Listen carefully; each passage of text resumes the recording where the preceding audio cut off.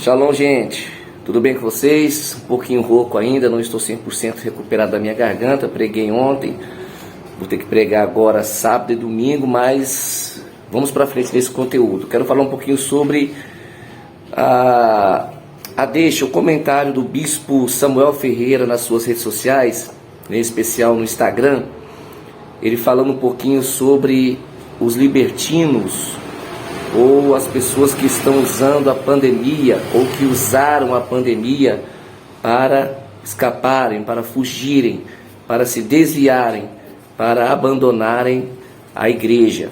E eu quero comentar um pouquinho sobre isso. Será que eles estão atrás do pão, porque São Paulo ficou um ano com o comércio fechado, e agora eles estão correndo atrás do prejuízo? Será que o amor dessas pessoas se esfriaram? Ou será que o bispo está precisando de dízimo porque está falindo? Chega a estar magro, tadinho. Será que ele está preocupado com a alma?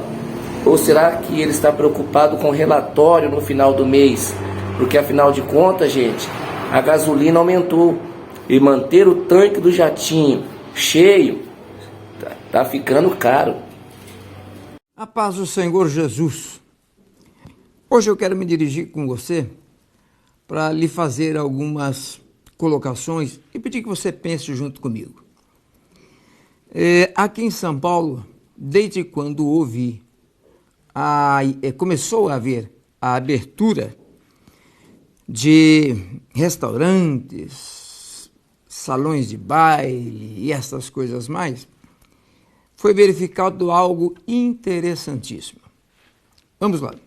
Por exemplo, os shopping centers nunca estiveram tão lotados como estão agora. Mas os restaurantes nunca estiveram tão lotados como agora. As casas de massa, em geral, todas abarrotadas. Também, se você acompanhar, as casas de bailes, boates, essas coisas, as mídias têm dito da superlotação desses locais. Ou seja, todos os locais onde não se podia ir, as pessoas estão indo. Aqui tem um bairro em São Paulo chamado Vila Madalena, em que você não passa na rua, com o seu automóvel. Tudo está abarrotado. Há um local, entretanto, que não está. Os próprios jornalistas falam isso. As igrejas. As igrejas estão vazias. E por que é que estão vazias? Acredite, os crentes estão com medo de ficar doentes. O mesmo crente que vai na feira, que está abarrotada, que vai no shopping, que está abarrotado, que vai no restaurante, que está abarrotado, é o mesmo crente que não vem à igreja, porque tem medo de autolotação acima do normal. Interessante. Eu penso comigo, como é que Deus está olhando isso tudo? Você que não vai mais à igreja, mas assiste todo o culto pela internet. Toma ceia pela internet. Canta pela internet. Participa do culto pela internet. Mas os ímpios, eles nem sabem o que é esse tipo de relacionamento via internet. Eles querem ir pessoalmente. E aí eu pergunto a você, e pergunto assim, com toda sinceridade. Vale a pena Deus deixar alguém com saúde quando essa pessoa vai no shopping, mas não vem na igreja? Vai no restaurante, mas não vem na igreja? vai nas casas de shows, e olha que tem crente que vai, mas não vem na igreja. Como é que você acha que Deus está observando o seu comportamento? A minha palavra não é com quem vem no dia da ceia e depois não pisa mais aqui.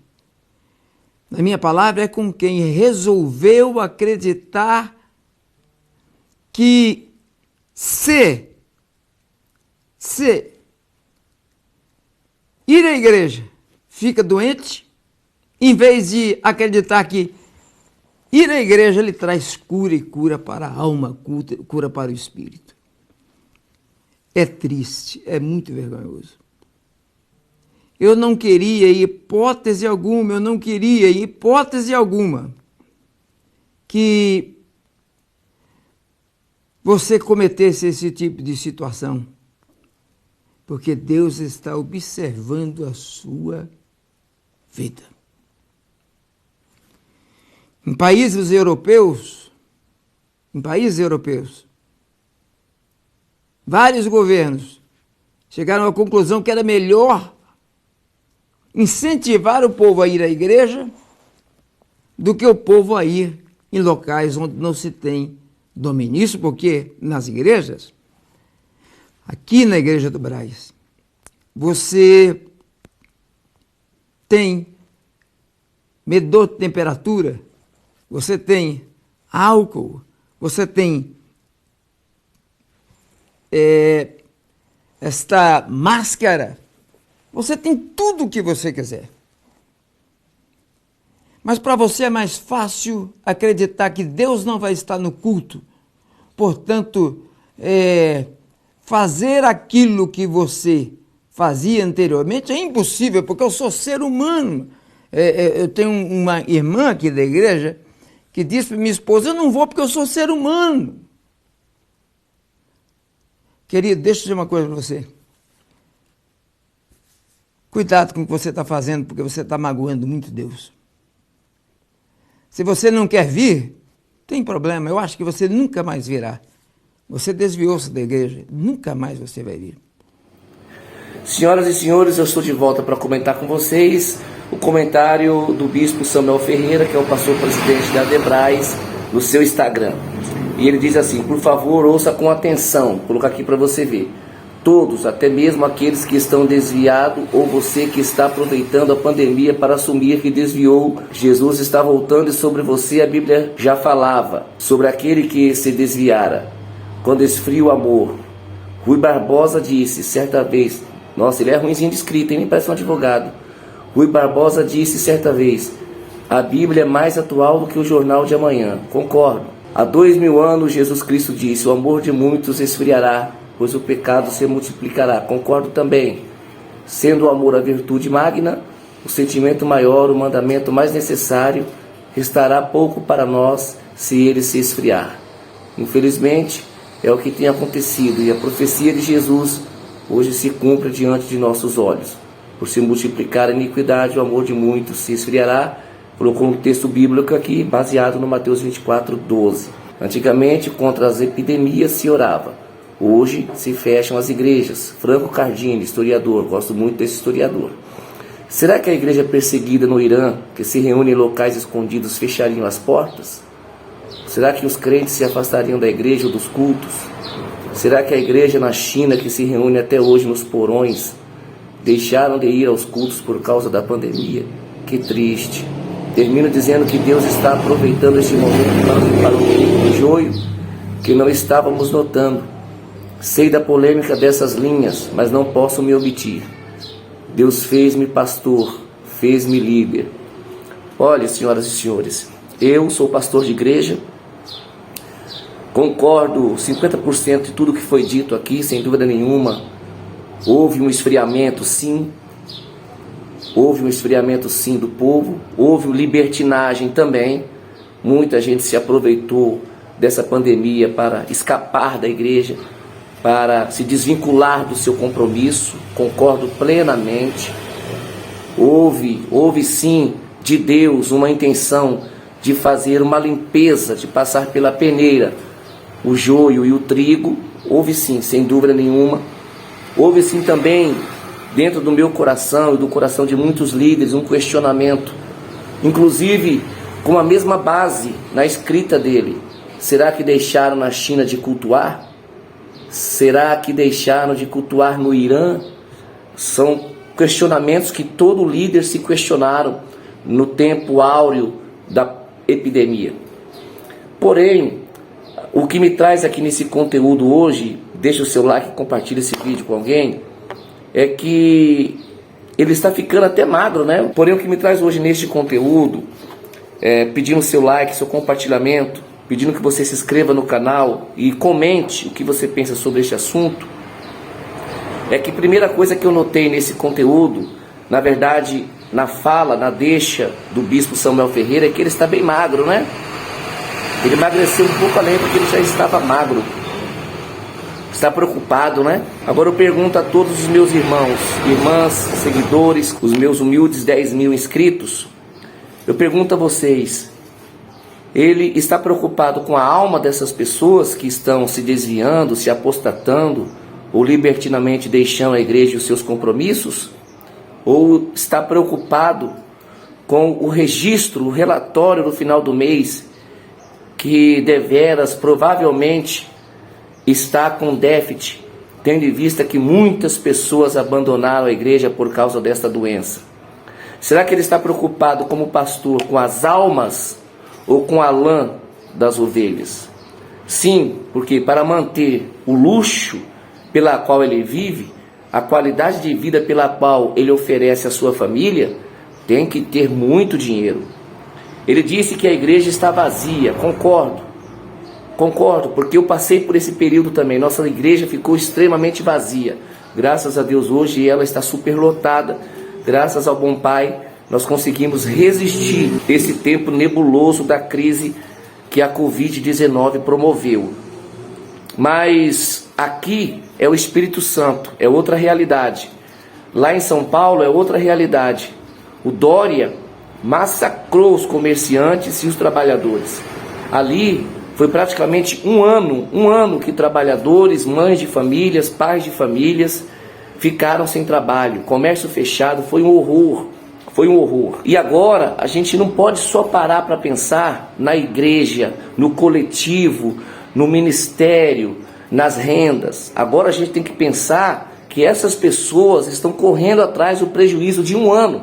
Porque essas pessoas, bispo Samuel Ferreira, não são herdeiros como você é. Não são herdeiros como seus filhos são. Não nasceram em berços de ouro. Não usam ternos de linho fino, italianos. Não usam seus perfumes que são de 5 a 6 mil reais, carésimos. Não viajam como você de avião particular, não. Essas pessoas que você está falando, inclusive usando o texto de Mateus 24:12, que o amor de muitos estão se esfriando, pode ser que o amor dessas pessoas não estejam se esfriando, bispo Samuel Ferreira. Pode ser que essas pessoas estejam correndo atrás do prejuízo de um ano perdido. Essas pessoas, bispo, elas precisam comer e elas precisam dar de comer a seus filhos. Essas pessoas são sacerdotes de sua casa, são provedores de sua casa. Precisa manter. Existem pessoas que vão para a sua igreja que moram de aluguel, moram longe. Precisam pagar passagem. Você não disponibiliza ônibus para fazer um tour logisticamente para buscar essas pessoas. Você simplesmente exige que elas estejam aí. Talvez você não saiba, mas pastores e seu ministério passam necessidade. Pastores e seu ministério passam necessidade. Porque são obrigados a ir em dias e que eles não têm um centavo para colocar gasolina ou para pagar um ônibus para chegar até a sua igreja sede. Essas pessoas pode ser que não estejam se esfriando na fé. Pode ser que essas pessoas estejam correndo atrás do prejuízo, porque elas precisam também beber. Nós somos 70% água, nós precisamos beber. Essas pessoas também, essas pessoas que são crentes, talvez não estejam frias na fé. Talvez estejam agora priorizando a sua família, correndo atrás do prejuízo, porque seus filhos precisam calçar, seus filhos precisam se vestir, porque aí em São Paulo é frio, bispo Samuel Ferreira.